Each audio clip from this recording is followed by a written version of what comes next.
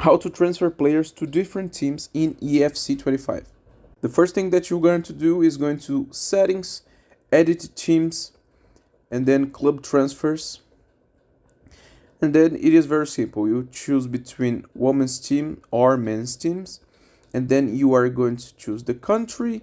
Let's take England for example, and then we are going to, I don't know, Tottenham Hotspur, uh, Heung-min Son, and then let's make him go to Manchester City. And then it's done. It's not that big of a deal. You just select the player that you want and select the team. And then just to make sure, we are going to go back to Manchester City. And here he is.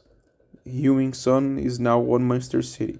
And remember, these changes will only appear to offline mode, such as career mode, tournaments, or kickoffs, but nothing online. And that's how you transfer players to different teams in EFC 25.